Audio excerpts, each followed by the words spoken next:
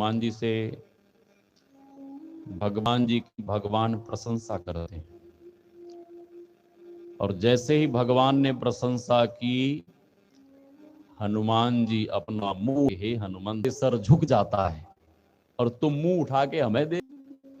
आप हमारी प्रशंसा, आपने हमारी प्रशंसा की, स्मरण कर परम धाम को जा रहा हूं, और हमारी इच्छा है कि आप भी हमारे साथ बैकुंठ चलो।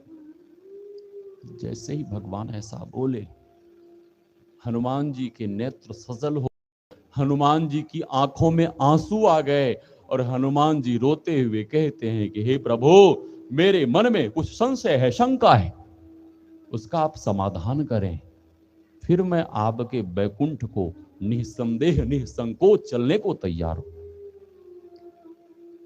भगवान को आश्चर्य हुआ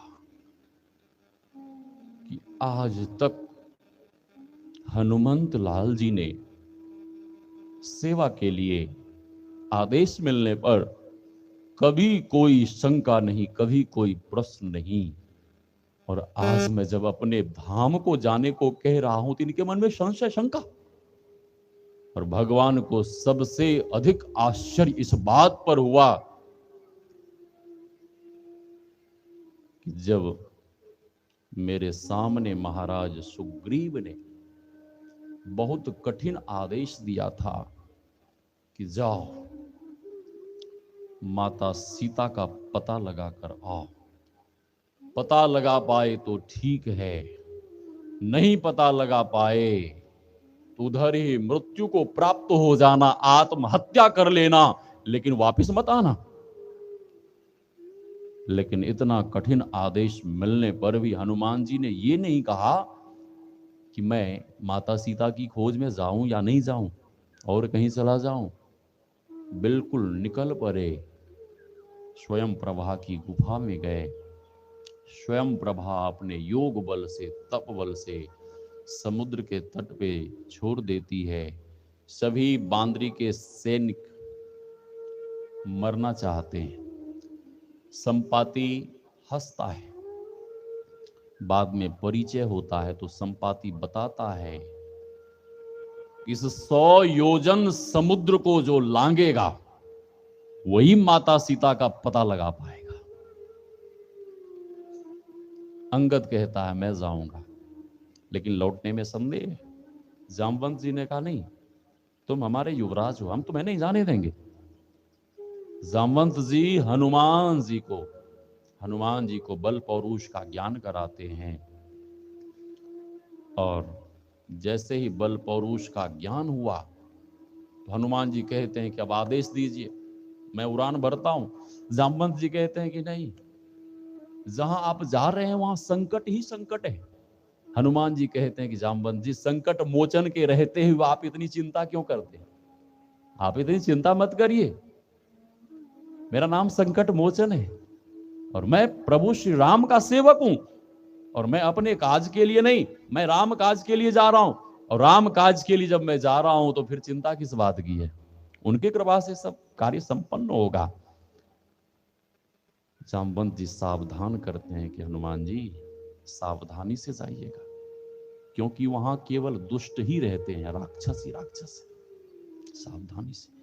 हनुमान जी कहते हैं ठीक है। हनुमान जी तुरंत उड़ान भरते हैं। मार्ग में बहुत विघ्न बाधा, कोई कहता कि मेरे मुख में प्रवेश कर जाओ, कोई कहती कि मैं तुझे खा जाऊंगी, बहुत विघ्न बाधा। और लंका के द्वार पर जैसे ही पहुंची तो हनुमान जी देखते हैं कि बहुत कड़ा पहरा है, बहुत सख्त पहरा है, आखिर लंका में हम प्रवेश कैसे करेंगे? हनुमान जी मन ही मन सोचते हैं कि सूक्ष्म रूप धारण करना चाहिए ताकि लंकिनी को पता नहीं चले। तो हनुमान जी मच्छर का रूप बनाते हैं, और हनुमान जी जैसे ही प्रवेश करने लगते हैं तो लंकिनी देख लेती है। एक राम कथा के बहुत बड़े कथाकार हुए स्वामी राजेश्वरानंद जी महाराज। राजेश्वरानंद जी महाराज कहीं ट्रेन में यात्रा कर रहे थे। उनसे एक नास्तिक आदमी ने पूछा कि आप तो बहुत बड़े राम कथा के कथाकार हैं, आप ये बताइए कि हनुमान जी ने जब मच्छर का रूप धारण किया था तो हनुमान जी ने भगवान की दी हुई मुद्रिका कहां रखी होगी? बताओ। अब वो महाराज कुछ उत्तर नहीं दे पाए। महाराज ने कहा कि हनुमान जी की लीला हनुमान जी जाने। वहीं महाराज के एक भक्त बगल में बैठे थे और उस नास्तिक आदमी ने महात्मा से कह भी दिया कि तुम कुछ नहीं जानते हो, तुम कुछ नहीं जानते हो, तुम कुछ नहीं जानते हो। अब उसके बगल में उनके भक्त थे, वो भक्त तिलमिला उठा कि मेरे महाराज को, मेरे गुरुजी को तुम ऐसे बोल रहे हो? क्या बोल रहे थे गुरुजी से? बोलो बोलो। अब वो नास्तिक आदमी कहता है कि मैं महाराज से ही पूछ रहा था कि हनुमान जी ने जब मच्छर का रूप बनाया था तो उस समय भगवान की दी हुई मुद्रिका कहां रखी होगी? तो वो भक्त, महाराज जी के भक्त कहते हैं कि अच्छा तुम ये बताओ कि जब उस समय राक्षस लोग 52 गज के हुआ करते थे, अब मानव 55-60 हजार के, 60 हाथ के हुआ करते थे, तो उस समय का जो मच्छर होगा कम से कम तुम्हारे बराबर तो जरूर होगा। उस समय का मच्छर कम से कम तुम्हारे बराबर तो जरूर होगा। अब तुम ही बताओ कि हनुमान जी ने मुद्रिका कहां रखी होगी? वो एक ही बार में चुप हो गया। लंकिनी देख लेती है और लंकिनी कहती है कि ऐ चोर, एक संत को, एक भक्त को एक राक्षसी चोर कह रही है, अपशब्द कह रही है। इससे बड़ा अपमान क्या होगा? कोई सज्जन को, कोई संत को, कोई भक्त को आप चोर कह दीजिए, इससे बड़ा अपमान क्या होगा? हनुमान जी देखते हैं कि बात बिगड़ गई। मैं तो सोचा था इससे बच के निकल जाऊंगा, लेकिन ये तो देख ली। हनुमान जी अपने रूप में आ जाते हैं और लंकिनी कह, चोर हो, मैं तुम्हें खा जाऊंगी, मैं तुम्हें मार दूंगी, ये कर दूंगी, वो करूंगी, मैं चोर को प्रवेश नहीं करने देती, मैं खा जाती हूँ, ये करती हूँ। हनुमान ने कहा यदि तुम चोर को पकड़ कर खाती हो तो इस लंका के सबसे बड़े चोर तो रावण हैं, जो जगत जननी जगदम्बा माता सीता को छल से हरण कर लेकर अपने घर में छुपा कर रखा है। यदि तुम चोर को ही खाती हो तो पहले रावण को क्यों नहीं? वो तो सबसे बड़ा चोर है, माता सीता को छल से चुरा कर लाया है। बहुत सारी वार्ता होती है। हनुमान जी देखते हैं कि ऐसे नहीं मानेगी, तो हनुमान जी ने अपना कर कमल कस के बांधा और मुष्टिका का प्रहार करते हैं तो रक्त बमन करने लगी।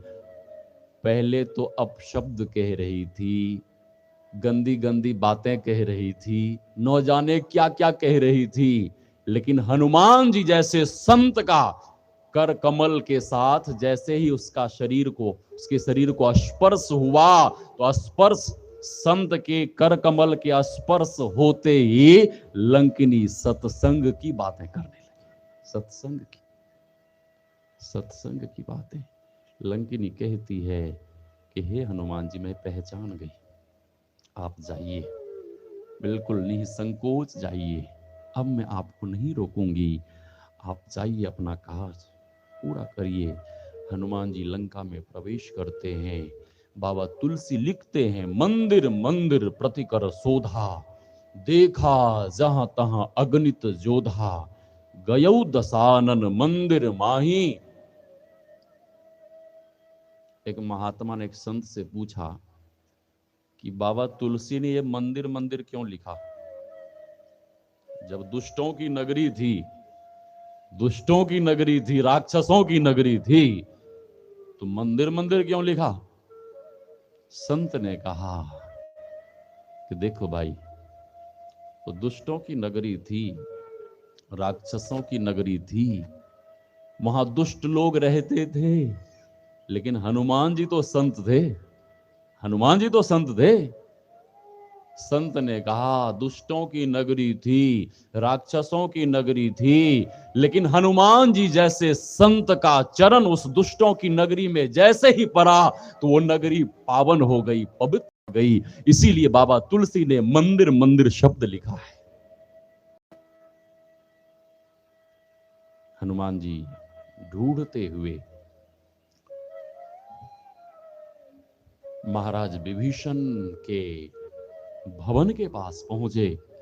तो महाराज विभीषण के भवन के पास जैसे ही पहुंचे तो महाराज विभीषण के भवन में वो दीवार पे शंख चक्र गदा पद्म और वो तुलसी का बिरवा आंगन में देख हनुमान जी को लगा कि इस राक्षसों की नगरी में लगता है कि कोई ना कोई भक्त रहता है, भक्त।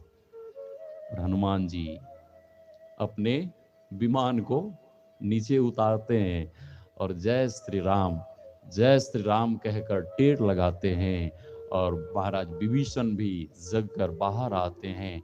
दोनों की मुलाकात होती है और महाराज विभीषण हनुमान जी को देखकर रोने लगे, भावुक होकर। हनुमान जी कहते हैं कि महाराज विभीषण, आप रो क्यों रहे हैं? ये नेत्रों में अश्रु क्यों? इतने भावुक क्यों हो रहे हैं आप? महाराज विभीषण भावुक होकर कहते हैं कि अब मोहि भरोस हनुमंता, बिनु हरि कृपा मिलहि नहीं संता। अब मुझे पूरा भरोसा हो गया, मुझे पूरा विश्वास हो गया। हनुमान जी पूछते हैं, क्या विश्वास हो गया?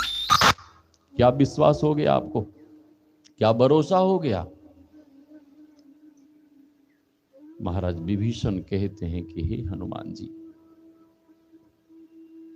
मुझे पूरा विश्वास हो गया, पूरा भरोसा हो गया कि जब भगवान के संत मिले हैं, भगवान के भक्त मिले हैं, तो एक न एक दिन भगवान भी निश्चित रूप से मिलेंगे। यही मुझे विश्वास हो गया, भरोसा हो गया। हनुमान जी माता जानकी के बारे में पूछते हैं। महाराज विभीषण बताते हैं कि अशोक वाटिका में माता जानकी रह रही है। वहां हनुमान जी पहुंचते हैं, माता सीता से मिलते हैं और माता सीता से जैसे ही मिले, माता सीता से जैसे ही मिले और मिलने के पहले हनुमान जी पेड़ के ऊपर से राम कहानी सुनाने लगे, राम जी की कथा व्यथा सुनाने लगे। सुनकर माता सीता रोने लगी कि इतनी अच्छी कथा कहने वाले कौन है? इतनी अच्छी कथा कहने वाले कौन है? कम से कम सामने तो आओ। जो इतनी सुंदर कथा कह रहा है वो देखने में कुछ कितना सुंदर होगा।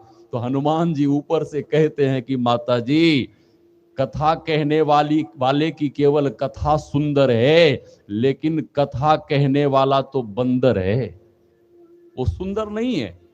केवल कथा कहने वाला, कथा ही सुंदर है, कथा ही अच्छी है, लेकिन कथा कहने वाला तो बंदर है। माता सीता कहती है कि चल कोई बात नहीं है, बंदर ही सही, जो इतनी अच्छी कथा कह सकता है उसे कम से कम देख तो लूं, आखिर है वो कौन।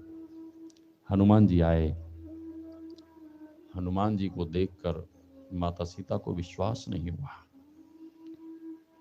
फिर हनुमान जी विश्वास दिलाते हैं और हनुमान जी कहते हैं कि मां, ये तो मेरा लघु रूप है, फिर तुम्हारा असली स्वरूप क्या है? तो अपने स्वरूप में हनुमान जी जब आए तो माता सीता को विश्वास हो गया और हनुमान जी कहते हैं कि मां, मुझे बहुत जोर से भूख लगी है, भूख लगी है, खाने को दो ना।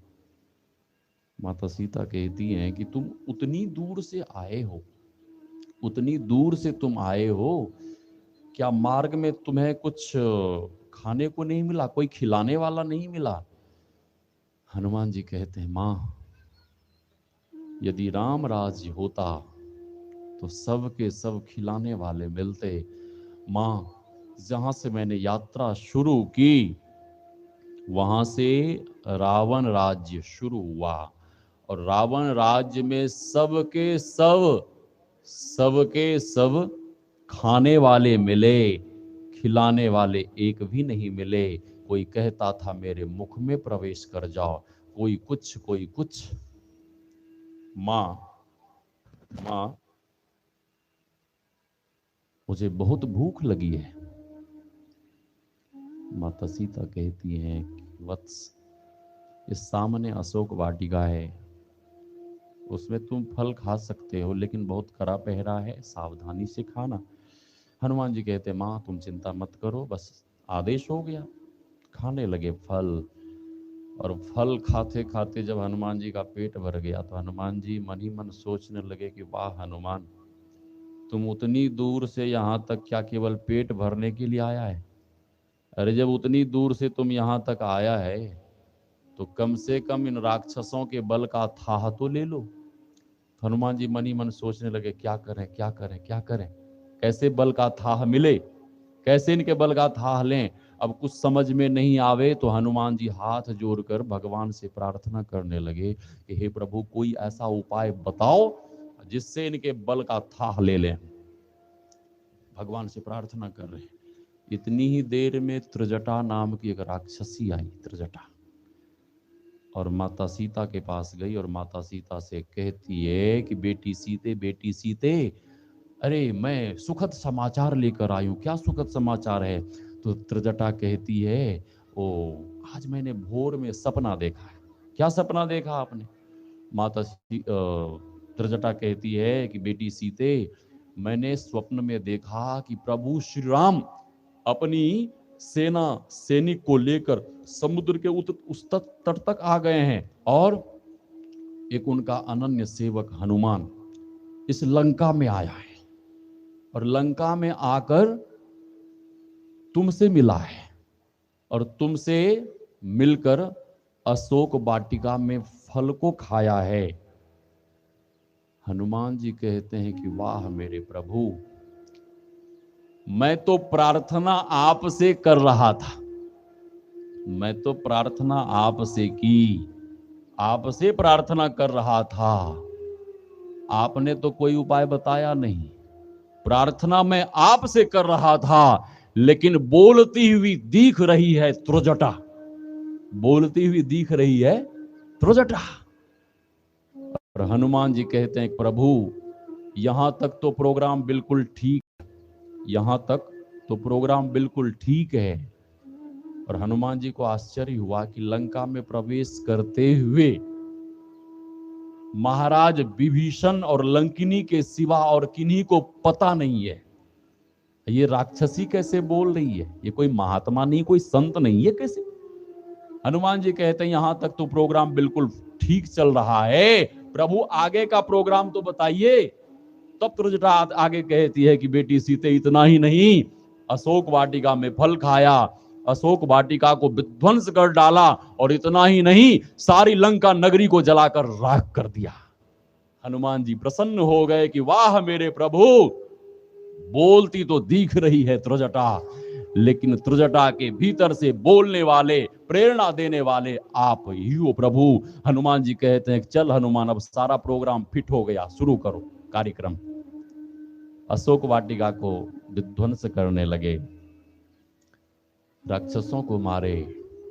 मेघनाद आया, ब्रह्म फांस में हनुमान जी को ले गया रावण के पास, और रावण से हनुमान जी हाथ जोड़कर कहते हैं कि हे प्रभु, अभी भी कुछ नहीं बिगड़ा है, प्रभु श्री राम भक्त वत्सल हैं, वे दीनों पर दया करने वाले हैं, अभी भी आप माता सीता को लेकर उनकी शरण में चले जाइए, वे क्षमा कर देंगे।